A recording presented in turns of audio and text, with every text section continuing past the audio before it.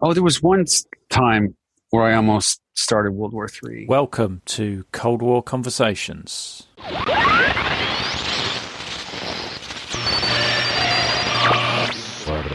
This is the British Broadcasting Corporation.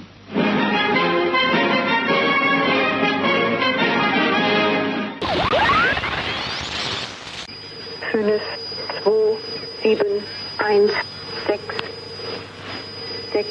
neun, acht, drei.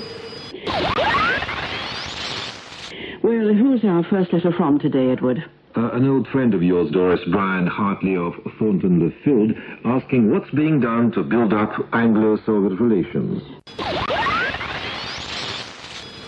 And I'm here to host this final program from the German Democratic Republic for you. Welcome to episode 16 of Cold War Conversations. Before we start, I'd just like to say how humbled I am by the level of interest in the podcast and the kind comments from our many subscribers. The podcast will always remain free, but if you'd like to support us further with a small monthly contribution, then head over to patreon.com/coldwarpod, where if you sign up, you'll also get access to some exclusive extras.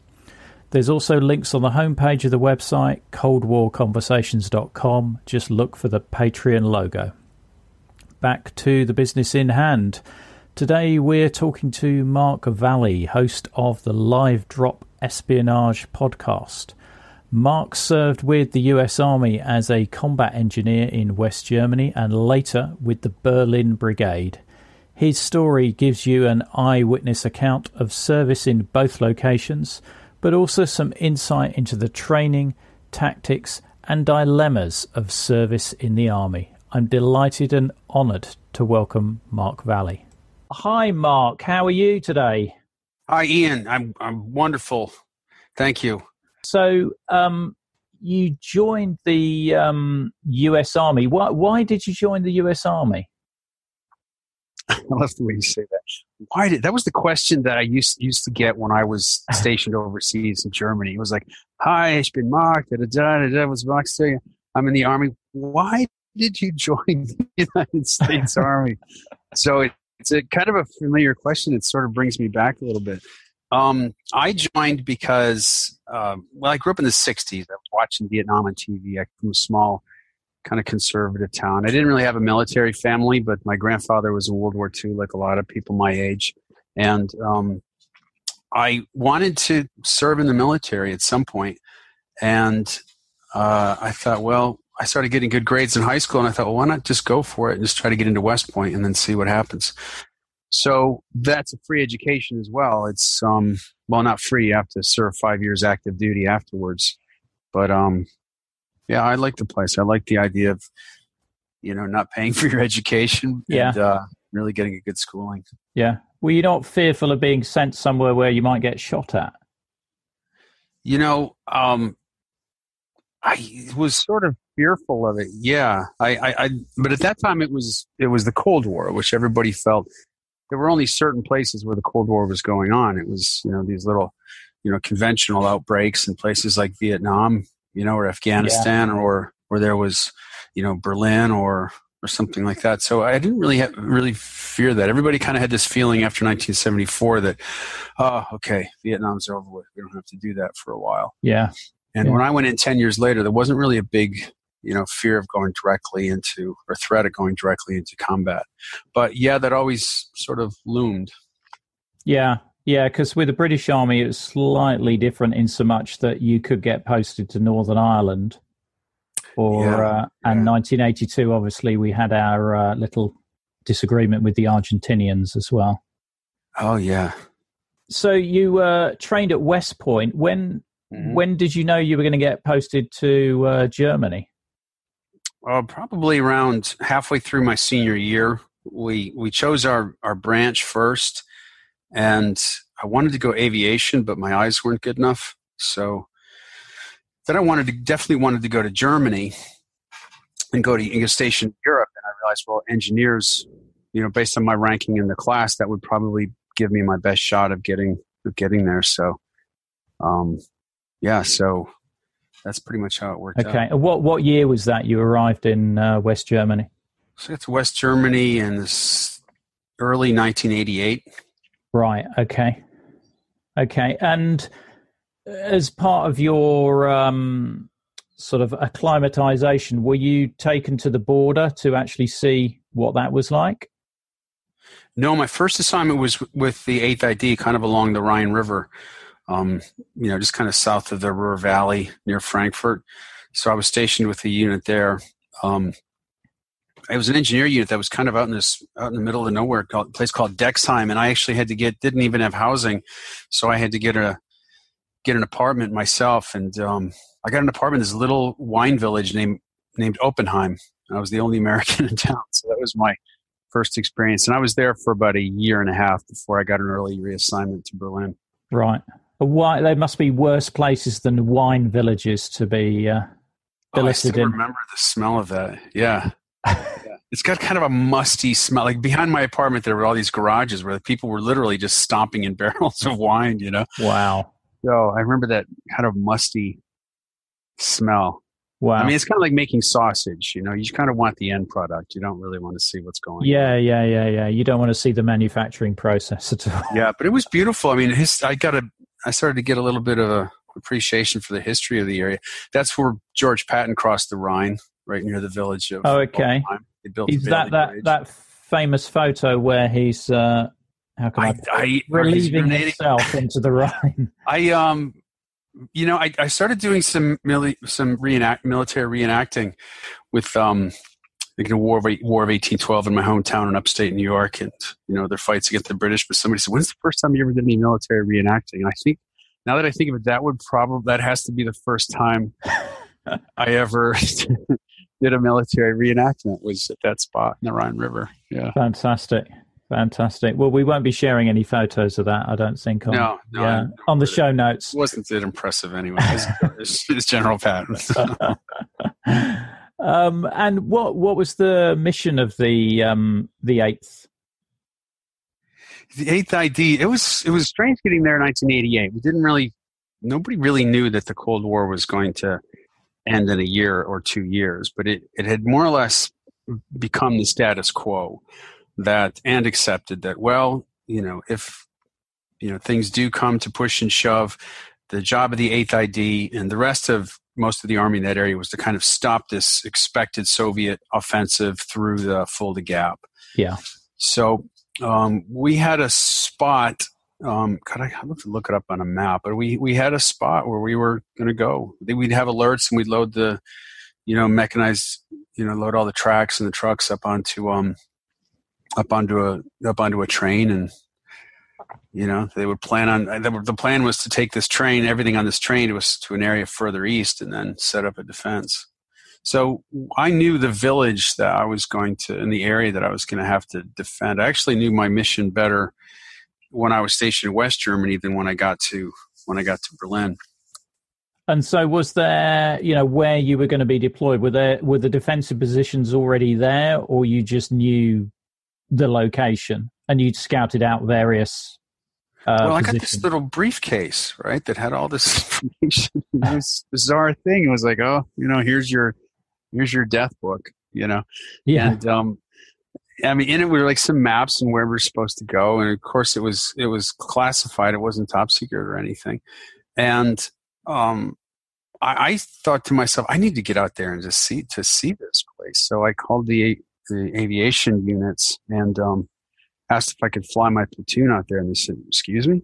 I said, "Yeah, I want to fly out there and look at nobody had really done that, so they apparently didn't really have anything extra to do. So they sent a couple helicopters over, and I took my platoon to the East German border, where we were going to, defend against the Russian attack. Yeah. And we just kind of scoped it out. I mean, there weren't any defensive positions. It was really just this quiet, bucolic little village. Yeah. We kind of traipsed around and asked questions and ate MREs and looked at the terrain, and it was all really surreal. It was kind of like going on a vacation and saying, okay, when this post-apocalyptic part of the movie happens, what are we going to do here?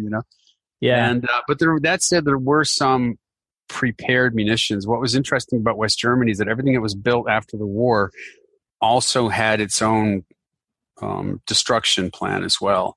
So most roads, highways, bridges, overpasses, I forget the German word for it, but they all had this one little door or a little like manhole with lock, and you had to talk to the Burgermeister or the chief engineer of whatever village you were in, and they had the key. So that was like a little coordination that engineers had to do, was to be able to talk to the Germans to say, Mr. Burgermeister, we'd like to blow up your bridge today. Can we, can we? So these were pre-built demolition chambers that had been built into all these structures. Precisely. Yeah. Wow. Some, they said, already had munitions there. I'd kind of doubt that, but, we were supposed to, bring in the TNT and kind of fill those things up and take care of business. I just wonder how the locals felt with you scouting around, obviously thinking about how you were going to fight over this place. And, it must have been a bit weird for them.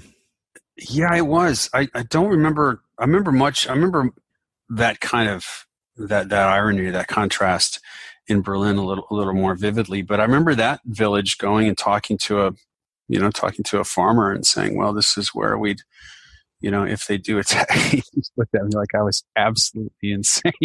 Yeah. like these people had landed in a helicopter in uniforms and said, oh, this Red Army is going to come rolling across. And they seemed so confused. Like, what are you talking about? And how far was it from the East German border? Oh, that spot was probably, it was less than 10 kilometers. Right. Okay. So you didn't. I remember the helicopters were they were telling me this. They took me as close as they could to the border to kind of show me what it looked like on the other side. And they said, we can't, spend much time here because sometimes their helicopters would come back with bullet holes in them, and, they had to be careful. It was that's where I got an appreciation for the border. It was, the caution that the aviators had when they were flying near the border. I really picked up on that. Yeah.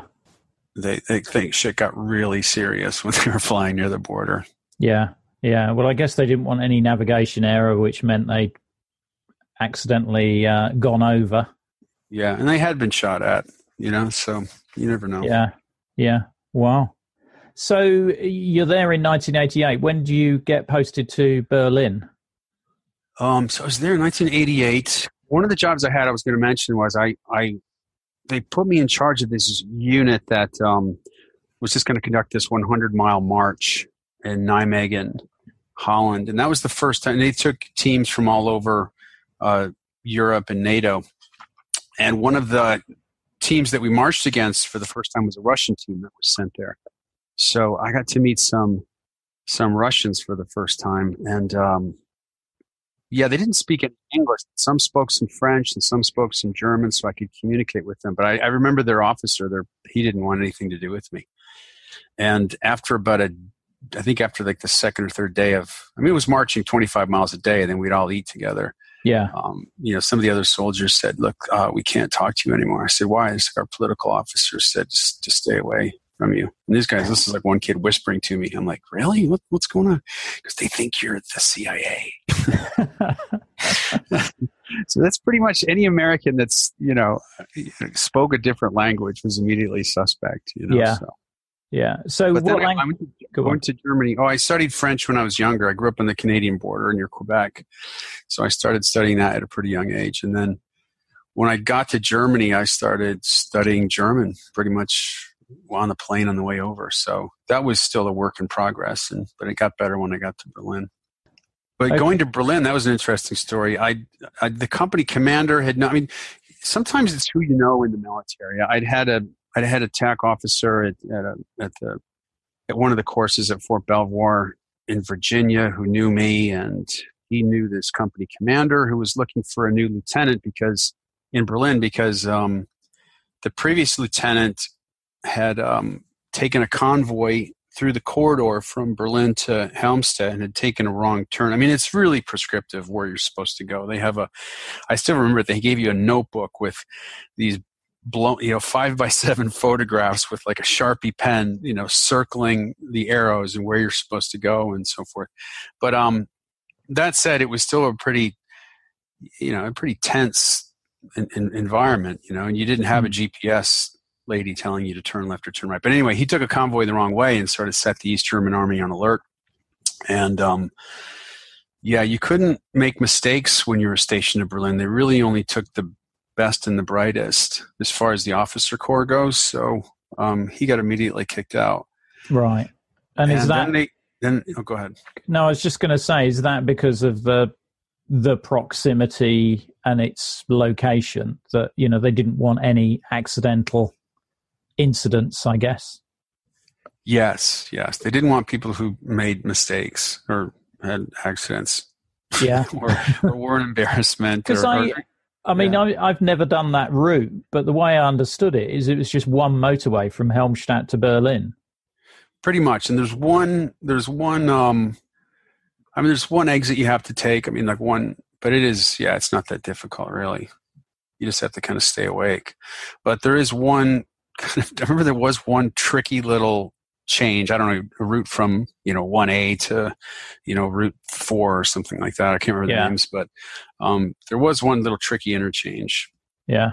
So this guy was effectively doing a one convoy invasion of East Germany. By turning off at the wrong junction. I mean, his story might be more interesting. I always wanted to talk because I knew him at West Point, and he was, really smart guy. Really, he was an engineer as well.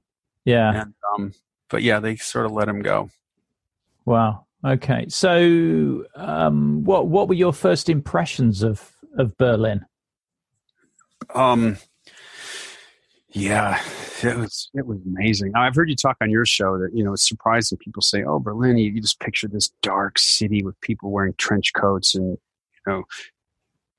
you think everything's black and white like a Le Carre novel. But what really threw me when I first got there was just the trees. I mean, these huge, leafy, deciduous trees everywhere, and the parks. And the streets were wide, but they weren't like Hitler wide. They were just, busy. This was a big, thriving city. That was kind of the first things that brought me. The second thing that kind of threw me, I have to go back a little bit because when I was assigned to go to Berlin, I bought this like BMW, old used BMW for like $2,500 or something, and I literally packed everything that I owned in this car, and I had a set of flag orders, and I drove from Mainz to Helmstedt, and that's Checkpoint Alpha. So I went to Checkpoint Alpha, and I had to pull up to through the German cross checkpoint into the Russian checkpoint. So you go to the Russian checkpoint, and you have instructions what you're supposed to do. You take your flag orders inside, and I thought, what's the harm? I would just say, dobre vecha to the guy that took the thing, and they wouldn't leave me alone after that. But I did notice one thing about them. There's the soldier who was working the gate. He had a little bit longer hair than like Americans would wear their hair. It was kind of black, a little bit wavy. He was about 6'2". He's wearing the brown wool uniform. But I remember at the time seeing like some dandruff on his shoulders, and I thought, well, that really wouldn't fly over on our side, Yeah. And I didn't, and I thought about it later. I thought, well, on one hand, they probably want people there, looking a little bit less, how do you say it? Maybe looking a little bit more open to talk to somebody. Like, oh, this guy's cool, Yeah.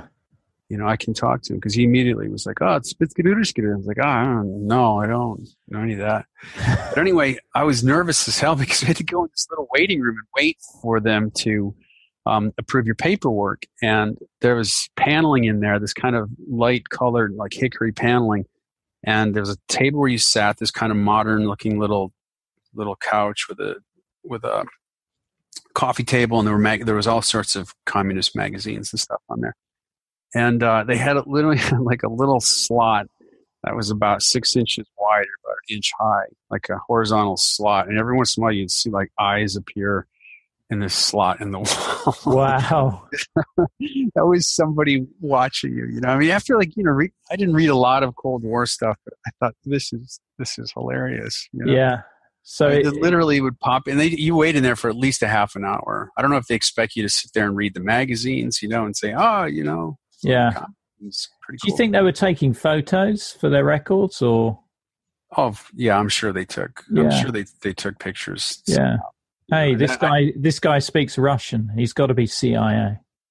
Yeah, exactly. So they made me sit there for a while and just see what magazines I was reading. I don't know what they were doing. It all looked pretty crude, but looking back on it, I think like maybe that little slot with the eyes, it almost looked like somebody carved it out with like a sharp steak knife. Yeah. Looking back on it, that might have just been, well, who knows? Once you start doing a podcast about espionage and intelligence, you start second guessing every single encounter that you've had. Yeah. Have had, probably had that. Oh yeah. Experience. Yeah. Anyway, but once I kind of got through, then there's Checkpoint Bravo, which is right at the edge of Berlin, and then once you get into town, that was part. The second thing that threw me is that don't these people realize a Cold War is going on? That there's a war. I just saw the enemy face to face, and everybody's just walking around Berlin like it was New York or something. Yeah. That's kind of what threw me at first. I thought everybody would have this sort of, shrouded, tense suspicion, but no, it was springtime. Everybody was having a great time. It was a beautiful place. Yeah. And it's a huge place, really. I mean, you've got all those lakes and woods and parks. Oh, I know it. Yeah. It's not. Yeah, because we were in the American sector, which was, it was some pretty choice real estate. We had a place I had a little place near Houtenweg, and I could just go to Schlachtensee or Krumelanke, and then a little farther over to like the Havel, and it was beautiful. So did you have any special training for Berlin?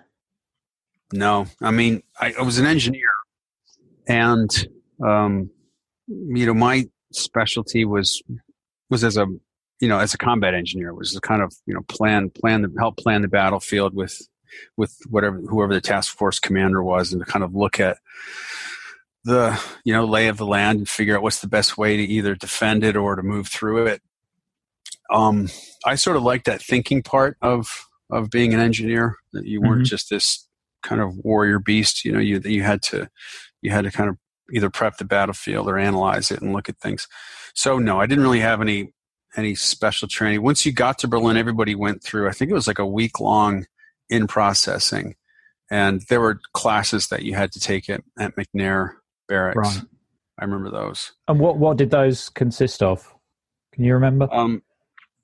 Yeah, it's funny. I interviewed this one guy, this Ambassador Perrin, and he gave me this term. I thought it was wonderful.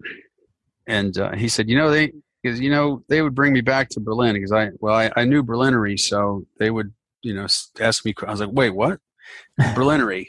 I was like, what's that? He goes, it's everything related to. He was getting patients, like everything related to Berlin. They had all kinds of different rules everywhere. Anyway, we just called it Berlinery.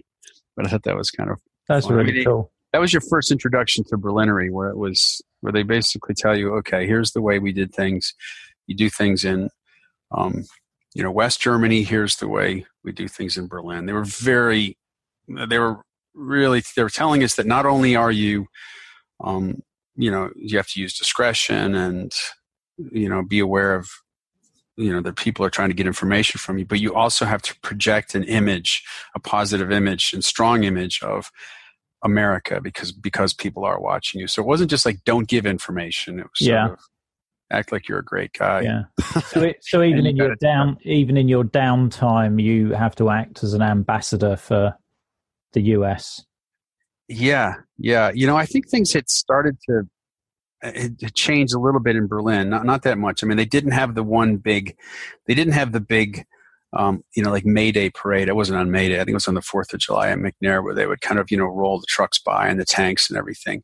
Yeah. But I did find in my, once I did get to my unit, I had some, I think they're called CVs. I forget them, but they were like M60 tanks with, high explosive guns on the front. And I remember looking through the kit, and there was this big container of baby oil. I remember asking the section, I was like, what is this doing?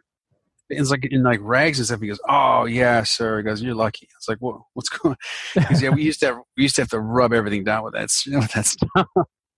Is that right? And then if you look back at those parades, you realize, wow, why does everything look so kind of a little bit? It looks like it has like an eggshell, whereas in West Germany, the rest of the army always had a real matte finish.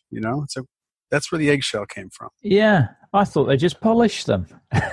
It's baby oil. That was the big. Wow, that's the big baby secret. Oil color. That's the big secret. That's probably classified information you've just released onto the podcast. Yeah, I mean, you could pretty much shut down your podcast now. I mean, baby oil won the Cold War, so that's. Well, hey, that's going to be the headline. That you've just given me the title of the podcast. That's definitely going to be it. What beat the Russians? It wasn't Ronald Reagan. It wasn't. It wasn't. A policy of containment. No, it was baby oil. It wasn't. Yeah, it wasn't tear down this wall. It's crack open the baby oil. Yeah, exactly. Brilliant. So, brilliant. Did you do any training in Doughboy City? Oh, absolutely. Yeah. And what was that place like? Doughboy City was, later I went and did one of the first movies I did was about Operation Gold. I was still a soldier in Berlin, and they said, "Oh, we're looking for soldiers for this movie." I think this was after the wall had come down, and it was about this. Well, the Operation Gold, the tunnel that they dug underneath. Yeah. And I started looking around for the actual location, and it still. I mean, at the time, it still existed. There was still remnants of the foundation and the opening of the bunker, although it was filled in. But it wasn't far from Doughboy City, actually. Right. It always seemed strange because whenever you went there, there's this little road you kind of went, and I went back there recently on a mountain bike, just riding through it, and it still has this feel of like no man's land, like you were training in the demilitarized zone because you could see the East German towers not far away, kind of across the field. Yeah, and there were always the mission vehicles there whenever we were training, almost like. Clockwork. They'd be there in their little brown Ladas with the Russians. That were. So is this the Socksmiths troops? Yeah, Socksmiths. The British. Yeah. And we had. Yeah, exactly. They were there. These guys packed in a tiny car, and. What was in Doughboy City? I mean, were there buildings and simulations of S-Bahn stations and things like that, or have I got that mixed up with the British training ground? You might be thinking of Ruhleben. Right. The British one? Yeah. I remember Ruhleben just being a little more congested. That had more of a feel of, a really kind of buildings were a little bit closer together. I don't think it was quite as big as the one we had. But Doughboy City, it was a collection of at least a dozen cinder block buildings that had up to like 2 to possibly 3 stories maybe at some point. Yeah.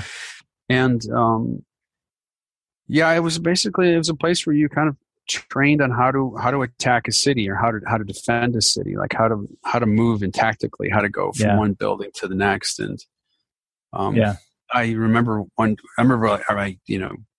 one exercise where we had to just jump in and join infantry, and I was impressed. It's the way they kind of take these buildings one by one. And the only thing I could think, I said, wow, things haven't really changed since the Russians, had to go building to building in Berlin as far as tactics go back in 1945 or 40, whatever it was. Wow. So what were you told? We would go on. But the funny thing about going to Doughboy City was taking our vehicles there. We would just roar out of Andrews Barracks and, tanks just rolling over cobblestones through this quiet little, this little suburb of Berlin into our training area to prepare for a possible war. It all seemed a little strange. I mean, how were the Berlin population about you being in their city? How did they treat you? I mean, if you're zooming around tearing up their cobbles in military vehicles, presumably not overjoyed, or were they generally very friendly and very positive? It really depends on what part of town you're in. I mean, if I was over on Mehringdamm or something like that, where, or Kreuzberg, where it was a little more, which they kind of discouraged Americans to kind of go into the city after the Bell Disco bombing. You had to kind of, there wasn't really much encouragement. A lot of people didn't really go there. They kind of tried to keep people around the American sector after that. But it really depended on where you were. I think people that lived near the barracks were just kind of resigned to it, that this is just the way things are. You know, there wasn't a lot of, you know, vocal complaints about it. I don't really remember that much. Right. They just weren't that excited. It was just like, oh, well, it was just something they had to deal with, like the weather or something. Yeah. Yeah, they just got used to you being there. Which I guess it's like, why are you here? Because you know, that was one thing that was kind of funny. Just you never really got into that. They knew why we were there, right? Yeah. But you never had to. So did you actually meet anybody who was really anti-US, or you just never got into a situation like that? You know, I saw more of that when I was in West Germany, oddly enough. There was a bar in my hometown, right across the street from my house. They allowed it was like, you know, I remember seeing signs like on bars, and it was like, no, you know, kein Amis, you know, no Americans. Really? And, wow. Yeah, they just called us Amis. Oh, what is Amis? Amis. Like it sounded like they're saying army, you know, like, oh, we don't want the army here, but it was Americana. Yeah. And that's what they called them in World War II as well. I think it's the same name, Amis. The Amis. Yeah. Yeah, and when he said Amis, it was just like, ugh. You know, it just didn't want us around. I think it's because, you know, I think in the West Germany was a little more of an issue because there was some of these bases, you know, like Kaiserslautern or around Frankfurt, there was such a higher, or Mainz and Wiesbaden, there was just such a higher number of Americans that, you know, they could literally outrun certain communities or overrun certain communities. Yeah. But the thing about Berlin was that, you know, we were split up. I mean, there was 10,000 Americans, and there was some French up in the north, and there was some, you know, British wherever they were hiding over there. Yeah, steady on, steady on, Mark. Yeah, you know, it's so. You know, we were split up, so it wasn't that much of a problem. Yeah, I had a friend who was he's in the Royal Engineers, and we used to hang out quite a bit. So I got to see the British side of things. And I did a 1-month exchange with the French unit in the north, actually, at one point. Oh yeah, so how was that? We all kind of got to know each other a little bit. That was interesting. That was really for a couple of reasons. One, the French idea of, you know, fighting in a city. Their whole strategy was more like, which I think was a little bit more accurate than what the Americans had planned. The Americans sort of, you know, we had a tank, you know, battalion there. We had some infantry, and, you know, we would practice, you know, urban warfare in Ruhleben. But the Americans would sort of act like we were a much larger conventional force than we were. Whereas the French attitude was, we're going to be fighting behind enemy lines. You know, we need to learn, you know, sabotage and raids and things like that. So they were teaching you, whereas the Americans were teaching you how to set up, you know, a defensive position with an M60 tank. The French were teaching you how to dive under a tank and stick an explosive on the bottom of it and then get away safely. So right. That was fun. That was some pretty intense training. And that was just their infantry training. It was all the sort of commando behind the line stuff, which I think is how it would have ended up being. Was there any conventional, you know, conflict going on in Berlin? And also they just had longer lunch breaks. They loved to sit around and open up their lunch boxes. We had MREs in little bags. They had a big box full of cheese and crackers and cookies and delicious little pâtés and things. So did they have wine with it as well, or is that just a misconception? I don't remember them having wine. Not when we were just sort of eating out in the field at night. But they did have hot chocolate. They would pass the chocolat show around. Yeah. And that was fun. Yeah. I just get so excited talking about Berlin. I'm just like half interrupting you before you're asking me the questions. No. I don't know what it is about that place. I was even looking over your website and I was thinking, oh my God, I gotta talk to them about Carney and all these other people. It's just fascinating to meet somebody that has, you know, a similar esoteric fascination. So anyway. Yeah. Well, there's a lot of us out there. The more I'm discovering is that, you know, you and me, we're not alone. There's a big fascination. And obviously, I think you listened to my podcast with Shane Whaley of Spybury.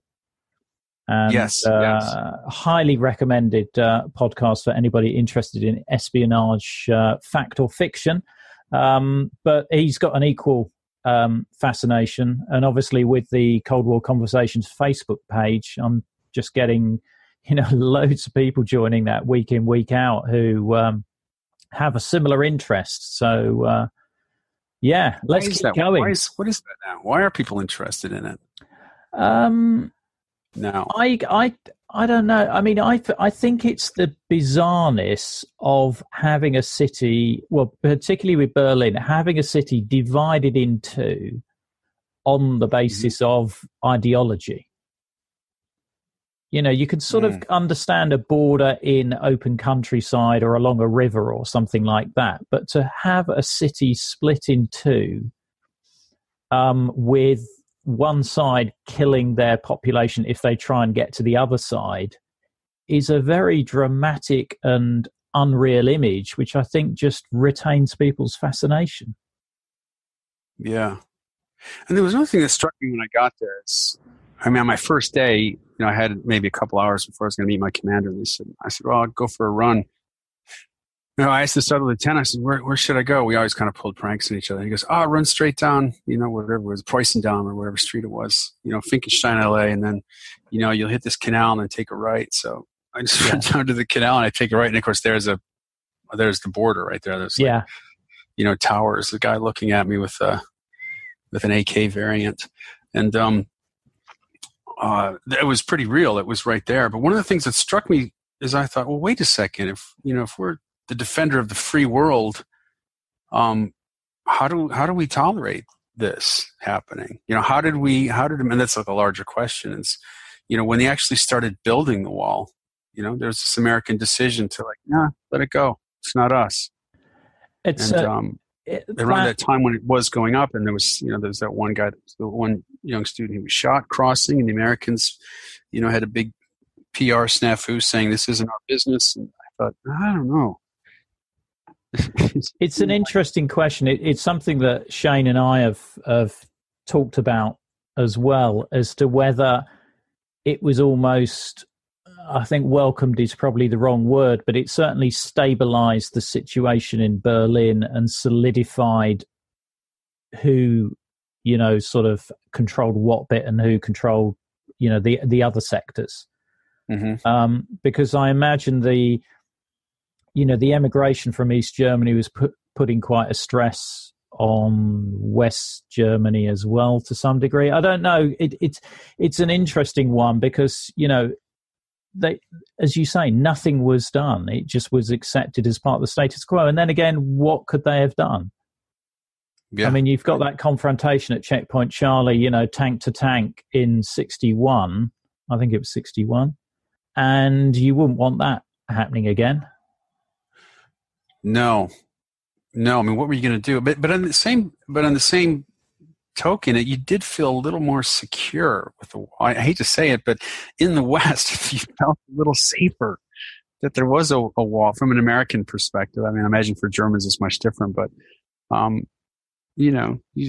there is like a certain security with just the structure of a wall. Yeah.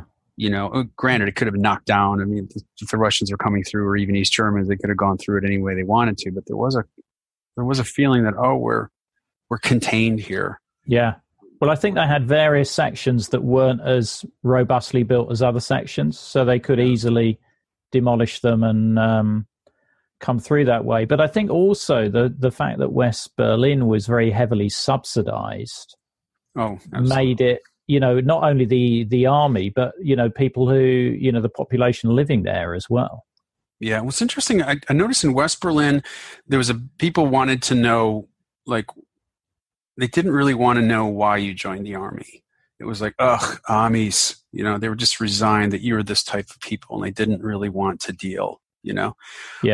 I think it had something to do with the liberal attraction to Berlin at the time. I mean, a lot of people went there because they could avoid the draft as well. But I remember people did want to know, why did you as a person join the army. It wasn't automatically accepted that you were this or you were that. I do remember people being curious on a personal level. Why you did what you did. But I thought about something that's interesting. Berlin was actually, there were a lot of, if you look at the Hansestadts in Germany and all these other cities, even London used to have a wall around it. And Berlin was really one of the only cities that was like some of those cities from the Middle Ages. It did have a kind of, I wonder how that would affect the psyche if anybody's ever done a white paper on that. Yeah. That sounds like another podcast episode. Not for today. Welcome to walled cities. Yeah. Did you actually go over to the east when you were there? Because I have heard that, personnel were sent over on sort of, again, acclimatization tours and just to show what what they were defending against. Yes, we weren't really encouraged to go, but it was possible. I mean, there are sort of rules that just kind of existed after, the Four Powers Agreement, or that it was, we were still an occupational force, and you kind of had to hunt and peck for it a little bit. And a lot of people went by the time I was there because a lot of things had been pretty much picked over. But I thought, why not go? So you could go there and exchange your money, and suddenly you're, this wealthy person eating in the best restaurants. So yeah, I did go before the wall came down. I went once with a friend of mine, another lieutenant, who'd been in Berlin about a year or two longer than I had. And it was interesting. He had this term for people. It's like, oh yeah, he's a good occupier. And I felt like, what is that? There was this term, right? These weird terms in Berlin, how things were a little bit different. I was like, what do you mean a good occupier? But there was like a kind of brinksmanship that soldiers in Berlin had, and I think it was sort of being that close to a perceived enemy, that you just acted a little bit tougher than you were, that you acted, your chest was up a little bit more, that you didn't want to show any weakness. I think that kind of manifested itself tragically with Major Nicholson, which is another podcast episode as well. But there was this attitude that, you don't need to show this here. Whereas I just wanted to kind of listen and see what was going on. I didn't really want to, be an imposing figure there. Of course, I wasn't, as a first lieutenant engineer walking around. I didn't have any big secrets to tell. So I wasn't really living in the world of espionage. But we did stop in this one bar not far from Alexanderplatz and just ordered a beer. And we had our black overcoats on, so you couldn't really see any. You could see rank, but you couldn't see any insignia or what country we were from. And I was talking in German to the bartender, and he assumed that I was a Russian, right? And he started talking about like, so you guys are over in, wherever it was, and we don't see many of you guys over here anymore, and da da da da. And I was like, and I realized, wow, this could be fun being a spy. It's like you just put on a black jacket and somebody you got else. a big black coat on, turn the collar up, job done.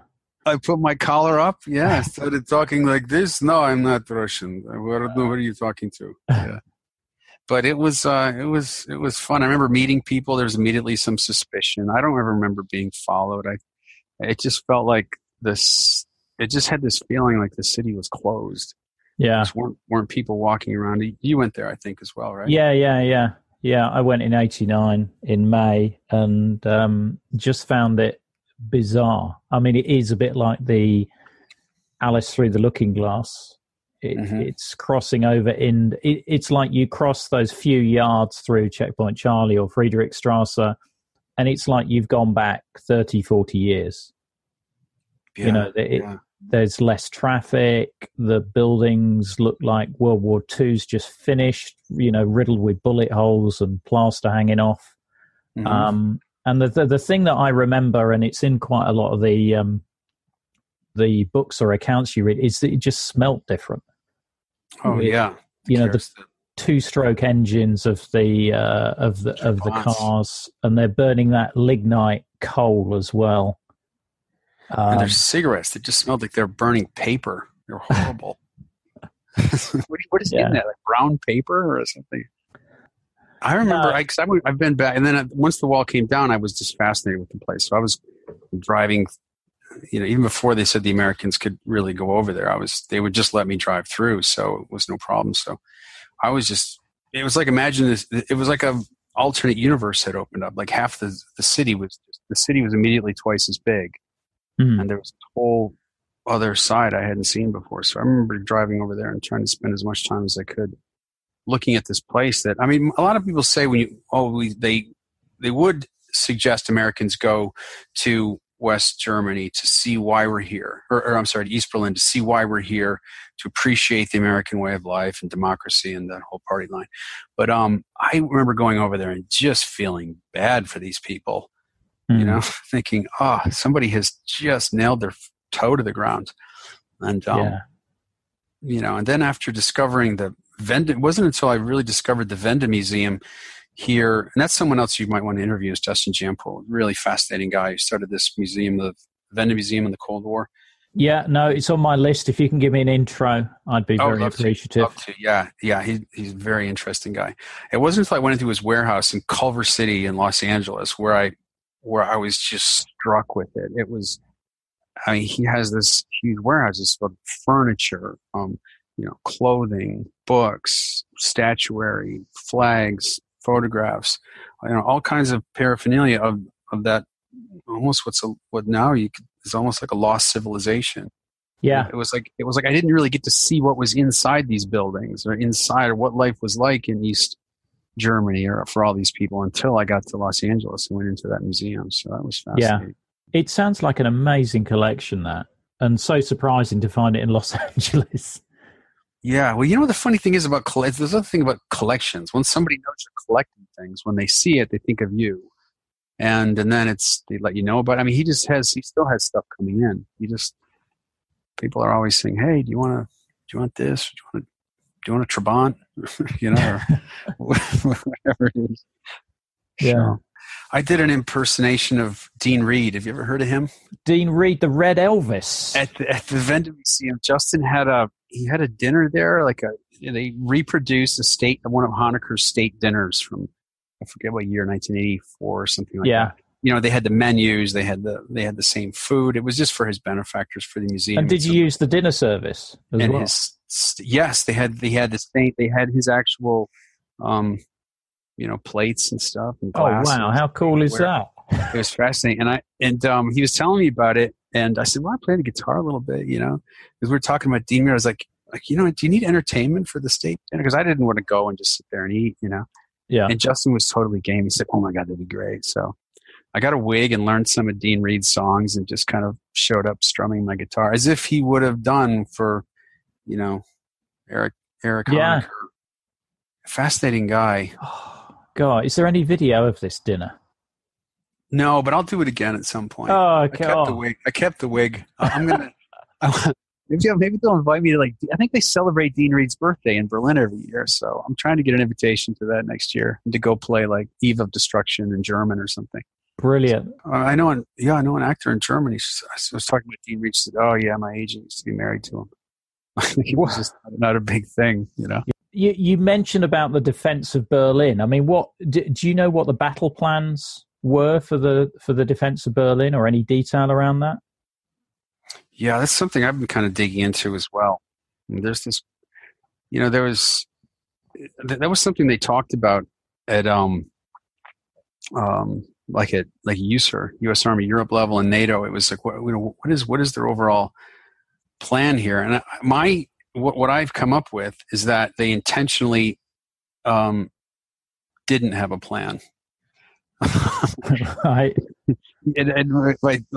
I'm kind of winging it here, but my theory was that I think that, if there was a plan, then there suddenly would be this excitement of trying to find it, and who would give it up, and who would see it. I think the overall mission there was, we were like human shields in a way.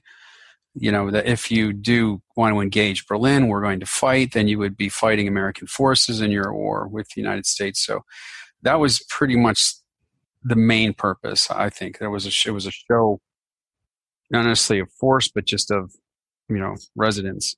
Yeah. because there really wasn't much coordination that I remember with the French and the British. I mean, tactically, we had to kind of know how it was going to work. I think they just wanted people to.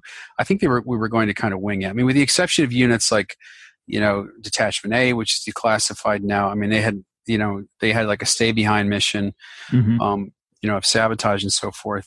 Your average engineers, we were just we weren't really too sure what was going on. I think it was there was going to be an alarm. We would have alerts occasionally where we just pack up our vehicles, and they wouldn't really tell us where we were going to go like we did in West Germany. Yeah. I did get a hold of the battalion's plan at one point and found out that the battalion headquarters was going to be in Berlin Platz. Right. And I had a girlfriend that lived near Berlin Platz, so casually I mentioned to her hey, could I use your apartment if we go to war? And she's like, oh, absolutely. So, I had a plan. Personally where I was going to go. So you didn't really know. So even though you were doing training and things like that, you didn't know where you'd actually be deployed if the wall came down and the Red Army came pouring over. No, but to be honest with you, I think that they wanted to keep us mobile as well, because a lot of our training was going on at Bergen training area, which was right where the Bergen-Belsen concentration camp was. That was a strange experience. You come up with some bizarre discoveries there once in a while. But we would train there, more or less in the British kind of sector of West Germany. So, we would train there, and then come back into the city. Doughboy City was pretty much the infantry was using that most of the time. We would help them in support, but it was it was all sort of strange. We didn't really know but we did know that we were surrounded by 100,000 Russian troops. So it was kind of futile in some respect. We trained in the city. If they just said, oh, go down Kurfürstendamm and block the street, then we would have done it. So yeah. And you briefly mentioned that you had a friend in the Royal Engineers. I mean, did you have much contact with the British? Oh yeah. We did. I mean, I stayed he was an officer. I stayed at their officers club. Oh my God, you guys drank all the different. There were so many different types of alcohol. I couldn't keep track of it. And then the port came out, and then they're wearing these red uniforms. I felt like toasting the Queen as well, I'm sure. The Queen thing. Oh my God, it was hilarious. We had there's the Queen and the Royal this and the Royal that, and a lot of pomp and circumstance. And the uniforms were just beautiful. This whatever that red color is that you guys have, anyway, there's those red uniforms. Then there's this weird thing they did on this kind of wrestling with your legs. You just kind of fight with your legs on your people sitting on top of you. Anyway, it was just bizarre. But the British were they were really the king of this whole brinksmanship. I have to say the idea of a good occupier, and I'm kind of going out on a limb here, was something I think it was a British invention, because they had a little bit of a different attitude. I mean, you guys had that whole air raid with the Nazis. You were much more invested. And I think, there was Dunkirk. I mean, you look back on it, you think, oh my God, there was a much different war. World War II was a much different war for the British than it was for the Americans. And you could see that just by the different attitudes toward the Germans and, toward being an occupational force. Yeah. And then I guess, the British, they seemed a little harder, and I think that is something to do with people being rotated through Northern Ireland as well. So, I mean, my friend that we would hang out with, he'd been to Berlin a couple years before I did, so he would show me into the town and into the city a little bit. I mean, I was just kind of impressed with the way, British sort of wield the English language a little differently than Americans. Americans kind of, sure, we speak English, but the British have it it's almost like they're proud of their language as well. And I was always amazed at how unapologetic they were that they didn't speak any other languages. It was no, we speak English, and It wasn't like, I mean, there are exceptions, but I just remember some of the officers there that was like, oh, you don't understand? Well, then I just need to speak English louder. And slower, yeah. Louder and slower, and you'll be able to figure it out, Yeah. No, that hasn't changed. No.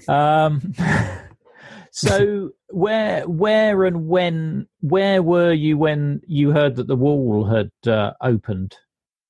I was in my apartment on Flanaganstrasse near the Hüttenweg in West Germany, and when was it? It was in November. I think for some reason, I think it was on a weekend. I'm not really sure, but I just got a call from a friend of mine. She said, "Oh, you gotta come down here," and I think it was about like 4:00 in the morning or something like that. And I said, "Oh," she goes, "The wall is coming down. You got to get down here." And I couldn't really believe it. I mean, I turned on the radio station. They didn't have anything on it on the American radio. I didn't have a TV either, so I couldn't really watch it. So I just got in my old BMW and just drove down the gate just as the kind of sun was coming up. And there were just people standing literally standing on the wall. I mean, you've seen the pictures, people chiseling away.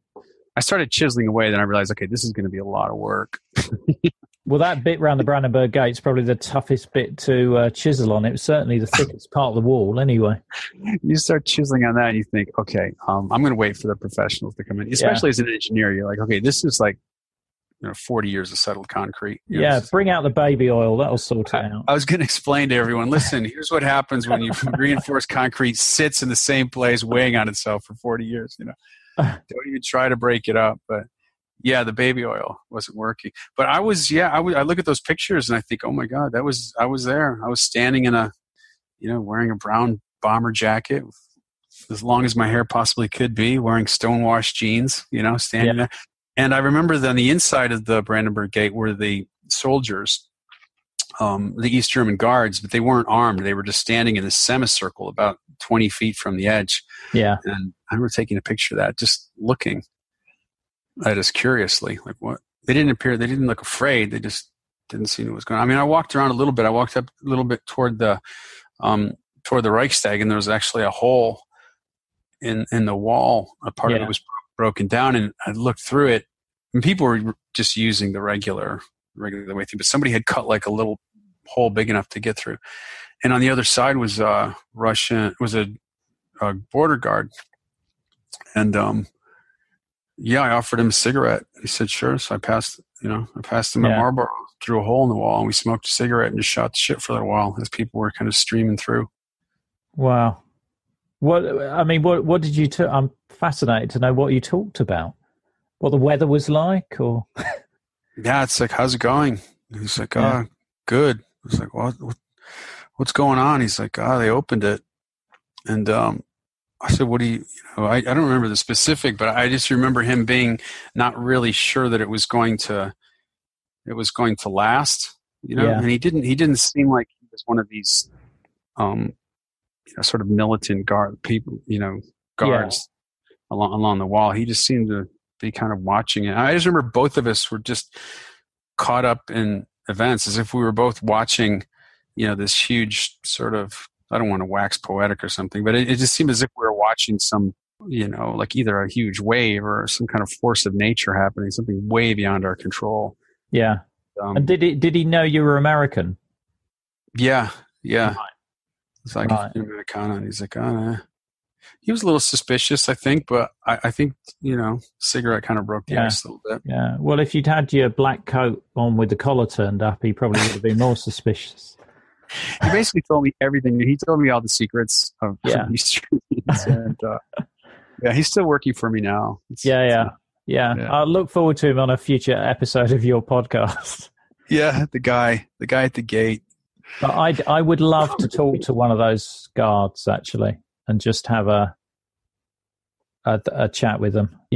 What was it like, and what was that day like? That must have been just so bizarre because, hours before you've been told shoot to kill, and then you're just told don't do anything. Let people go. It's open. Let them go. Yeah. Did you see that film Born Bornholderstrasse. Oh, that is great. That's great. It starts with the dog wandering over to the other side and like, what do we do? I don't know. It's like, it's a dog crossed over, you know? Yeah, yeah.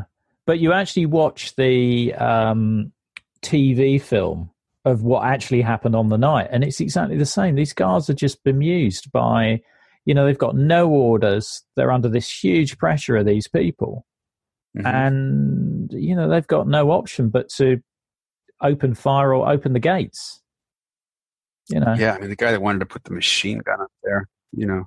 Yeah, it was like a real collision of it was a strange event. I mean, looking back on it now, it was so lucky there wasn't like one shot, or just something happened. And suddenly it would have been, Yeah. Well, I think the most bizarre is that whole press conference where Schabowski sort of just doesn't really know what he said. And then they ask him, well, when does this happen? And it's like, immediately, so forth. He looks down at the paper, right? He looks down at the memo and he's like, immediately. Yeah. Yeah. Yeah. It's right just, it's almost like it happened by accident. I know it was planned, they were planning on opening the border, but you had to get a visa and, there was going to be some sort of red tape there. But that whole, 9th of November evening was complete, screw up. What was the initial feeling within your unit about the wall opening?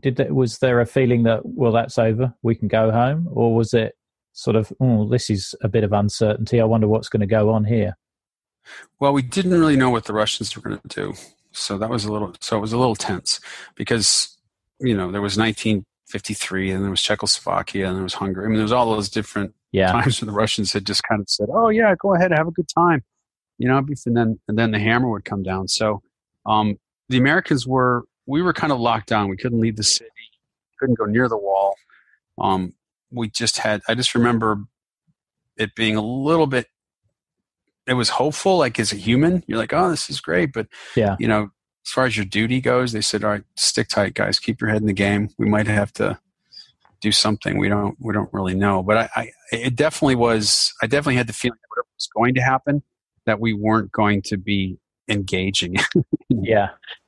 It was more like just pull back and, stay quiet and let them sort it out. I don't stand up on the wall sharing cigarettes with border guards, so. Yeah.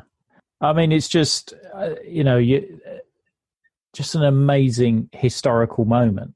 I mean, it's almost like, you think of like moments in, the Russian Revolution, like the storming of the Winter Palace and things like that, being in Berlin when the wall opened is one of those moments.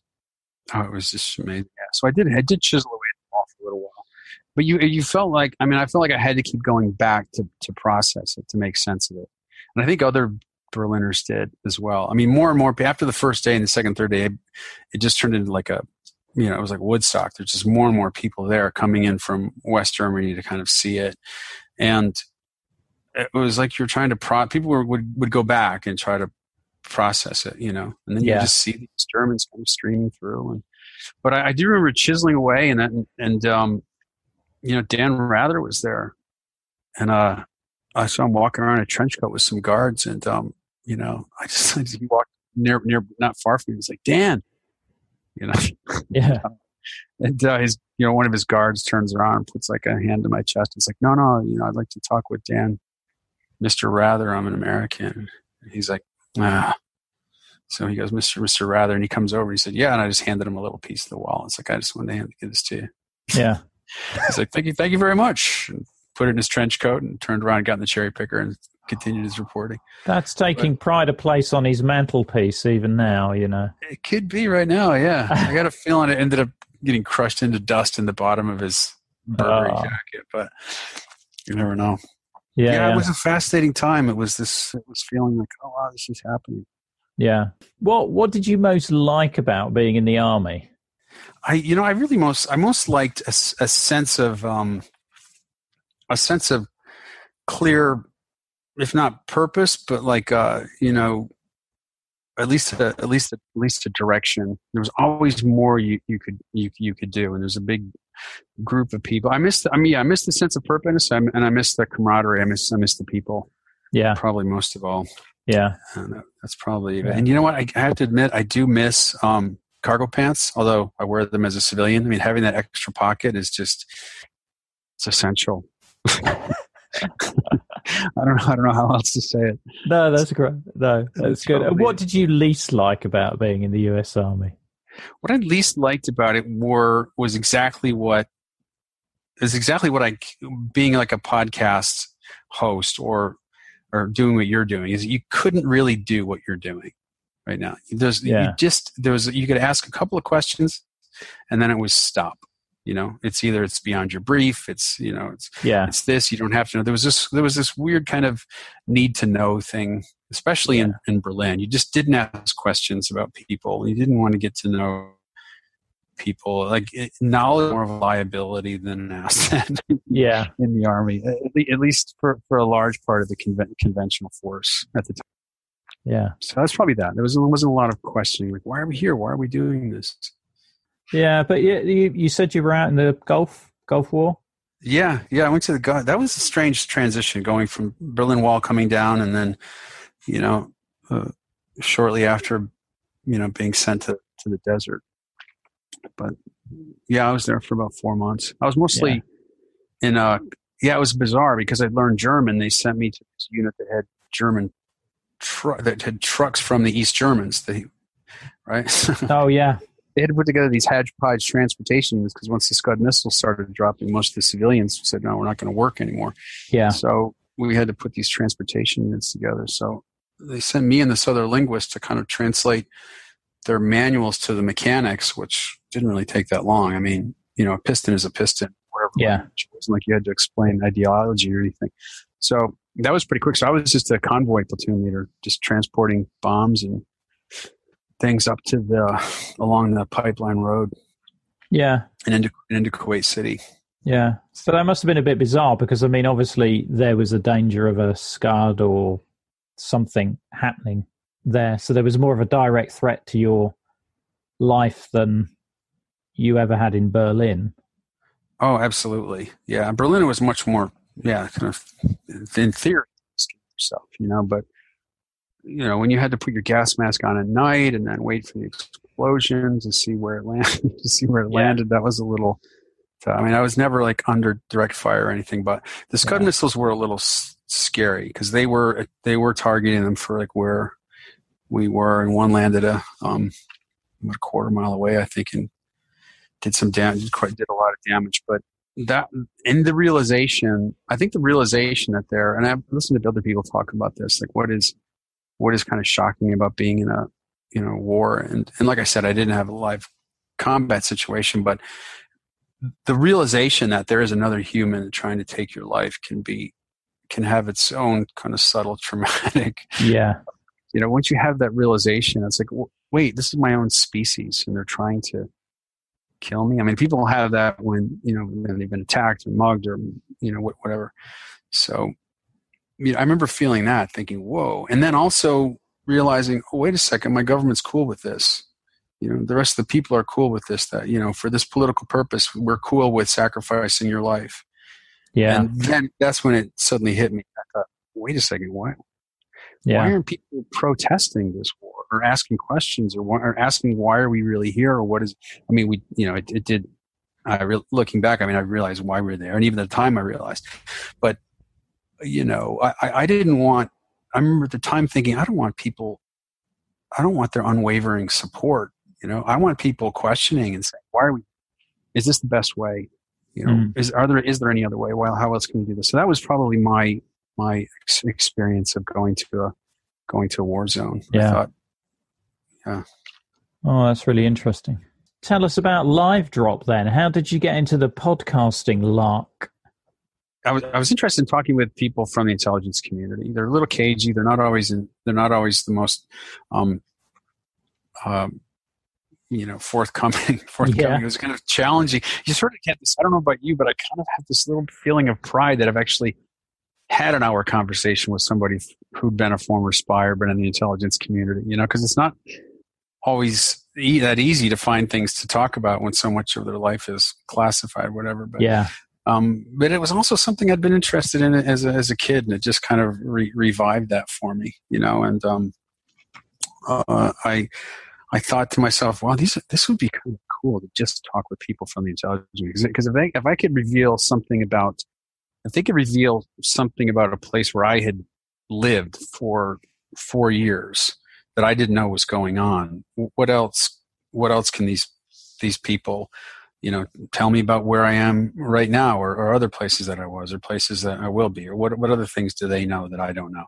And yeah, that was probably my that was my thought about this, is I could turn this into some sort of interview show or some kind of podcast. And I mean, at the time there was you, and there was Spycast, and I thought, well, these guys will let me in the door. This would be kind of fun. I'll figure out my own voice and what I'm really interested in and who I'm talking to, and we'll all have a good time.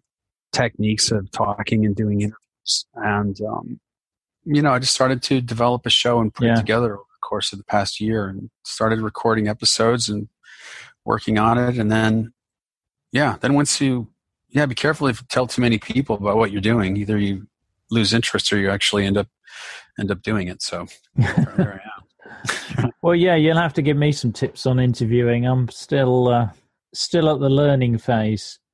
So what else have you got lined up on Livedrop, or are you keeping it classified for the moment? Oh, it's all classified right now. Well, I've spoken with John Kiriakou. He was the former CIA officer who kind of blew the whistle on the torture program. And I had an interview with him, and one with Dmitry Trenin. He was one of the first interviews I did of the Carnegie Institute in Moscow. He's a former mission member. The USLM. SOX member. So I had a chance to talk with him briefly. And who else? Some of my friends from Berlin, I try to keep going back to Berlin as often as I can and interviewing people who were there when I was there. I mean, I had a good friend who worked at Teufelsberg and hadn't really told me about what he did until now. Yeah. And it was interesting to hear what he was listening to, what they were capable of doing. Kind of declassifying everything like that. So it was him, and there's some interesting people. I was looking at your list. There's some ones I'm looking forward to. I want to get onto the quick fire round, because we have spent almost 2 hours, believe it or not. Oh my God, time flies. My first question is, what is your favorite Cold War film, or Cold War era film, or film about the Cold War? I have to say my favorite one now is a show counterpart on Stars right now, because it doesn't really get bogged down with who the enemy was, or exactly who the Russians were, or who the Germans were, whoever it was we were spying against. It treats it like it's an alternate universe, which I think was that was like the kernel of interest that kind of fascinated me about Berlin. It wasn't so much that what I knew, it was what I didn't know that really interested me. And that, trying to figure out that world is pretty cool. Yeah. So I'm enjoying that show. It's probably my favorite. But I do have something to admit to you. I'm not a big fan, and I know the Spyberry is gonna kill me for this when I talk about him. I'm not really that big on spy literature. I don't know. I'm like tearing through the book. Like, what do they need to know? How do I find this out? I find them. I get a little frustrated. Which are you talking about? Particular authors, or are you just? You're not daring to denigrate John le Carré and Len Deighton, are you? I think Len Deighton. I'm a little bit like, come on, let's get to the point. I might have to end the interview here, Mark, because me and my friend Shane were. I like John le Carré. I like John le Carré though. So. Yeah. No, I know, and there's different tastes for the different styles of writing, but that's. I need to revisit. I need to expand my canon. Into this. So, what piece of music would you choose as your soundtrack to the Cold War, or your time in West Germany and Berlin? It has to be David Bowie. It's probably Ziggy Stardust. Yeah. Okay. That's a good choice. I think it's that song. Let's see, other songs that kind of come to mind when I was there. In West Germany was different, but in Berlin it was much more like Bowie and like Lou Reed, Dirty Boulevard. Yeah. You know? Yeah. I think that there's probably Dirty Boulevard, and I mean there was of course 5 years because we had to serve 5 years in the military. Then we were out, so I was just counting down the 5 years. You know, I think that whole album. And then Lou Reed, yeah. Okay, no, that's good. That's good. I'll tell you the time I met Lou Reed. Next time we talk. What? You keep coming out with these little gems, like how I started World War III and how I met Lou Reed. I finally met Lou Reed. I mean, I went to one of his shows in Berlin. And he just sat there, you know, smoking and playing and talking to the audience in this little spot like in Neukölln or something. It was really cool. But yeah. Okay, we'll save that. We'll keep the listeners on tenterhooks for episode 2. Episode 2. What happened with Lou Reed? Have you got any Cold War items that you've kept or collected? Yes. I've got my little briefcase full of stuff. I mean, the thing that I'm most proud of is my little French commando badge. It's a little pin.